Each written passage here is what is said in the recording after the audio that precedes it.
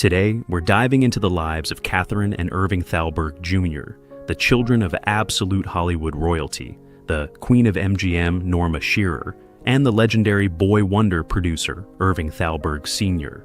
You might expect their lives to be carbon copies of their parents' fame and fortune. But what if I told you they chose paths so different, so unexpected, that they almost seem to have stepped out of a completely different script? Number 2. Irving Thalberg Jr. Born on August 25, 1930, in Los Angeles, this kid was literally Hollywood nobility. His dad, Irving Thalberg Sr., was a production genius at MGM, the brains behind countless classic films, a true boy wonder.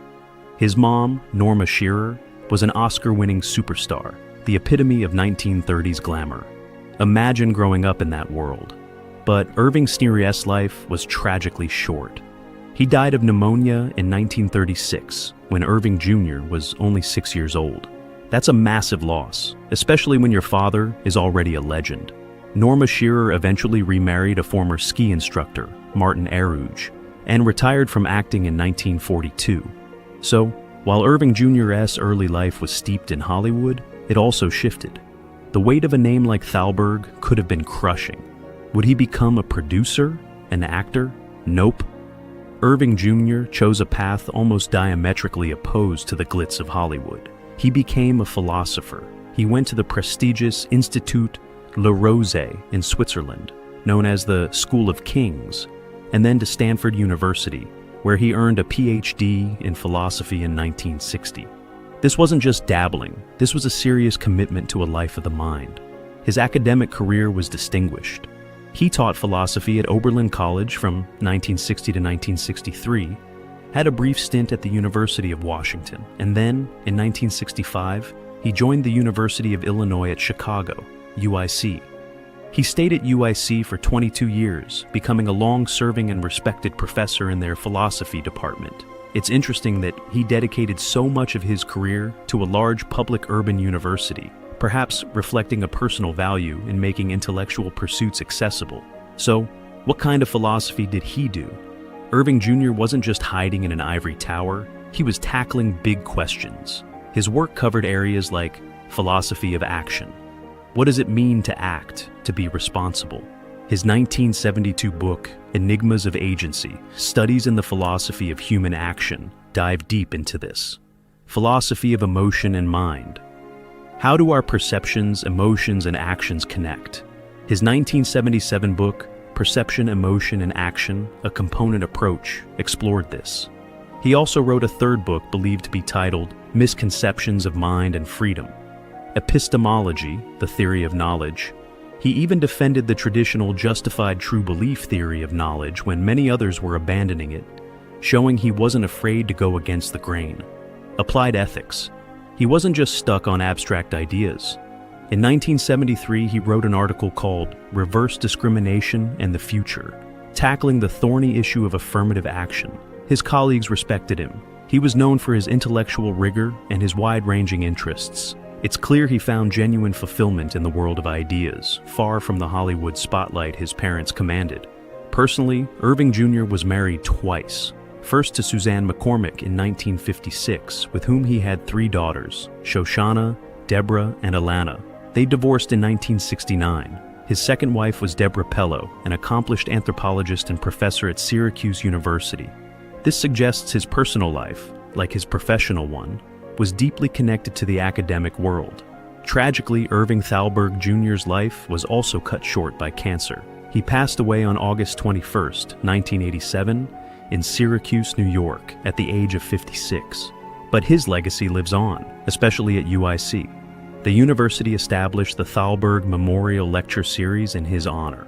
Number 1. Catherine Thalberg. Born June 14, 1935. In Santa Monica, Catherine's early life was also under the shadow, or perhaps the glow, of her famous parents. Like her brother, she lost her father when she was incredibly young, just 1 year old. Catherine was, as she described it, raised on the beach. But her formative years also involved strapping on skis. She learned to ski in Sun Valley, Idaho, at the age of 3, shussing down slopes with people who would later become key figures in Aspen, like Friedel Pfeiffer. These early experiences planted a seed. Her father, Irving Sr., was an inveterate reader, and this love for books clearly passed down to Catherine.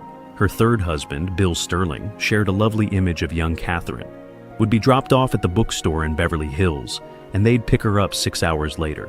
Talk about foreshadowing. Her education was impressive and international. She attended schools in France and Switzerland for 3 years, becoming so fluent in French she could pass for a Parisian. After graduating from the Westlake School for Girls in Beverly Hills, she attended Vassar College and Stanford University, eventually earning a bachelor's degree in English literature from UCLA, with a minor in psychology. Catherine's professional life didn't start in film either.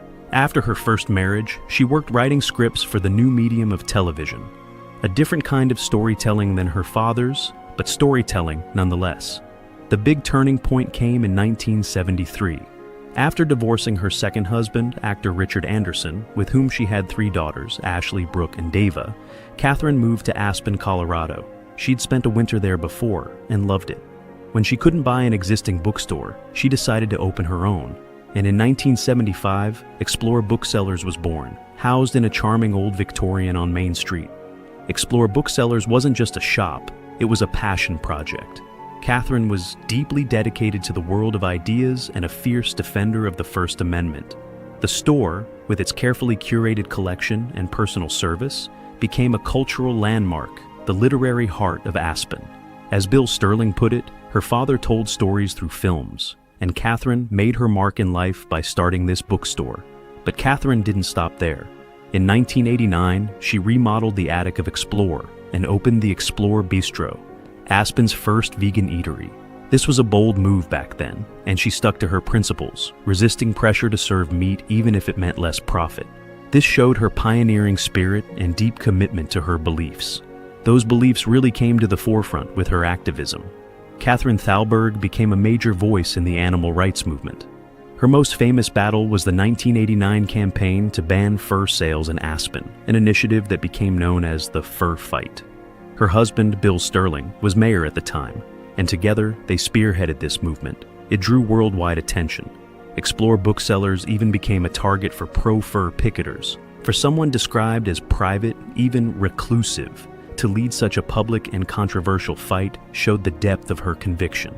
She headed the Society for Animal Rights in Aspen from 1989 and continued to speak out on animal welfare issues for years. Her decision to open a vegan bistro perfectly aligned with this passionate advocacy. Catherine was married 3 times, first to ski racer Jack Reddish when she was 18, then to actor Richard Anderson, the father of her 3 daughters. Though they divorced, they remained lifelong friends. Her third husband was Bill Sterling, whom she met in Aspen and married in 1986. They shared a life in Aspen's West End, filled with their beloved dogs. Catherine continued working at Explore Booksellers even after being diagnosed with inoperable lung cancer in 2003. She worked until just a month before her death on January 6, 2006, at the age of 70. Her passing was a huge loss for Aspen. They navigated the giant shadows of Irving Thalberg Sr. and Norma Shearer, not by trying to fill their parents' shoes, but by finding their own unique footing in worlds that value different kinds of achievement.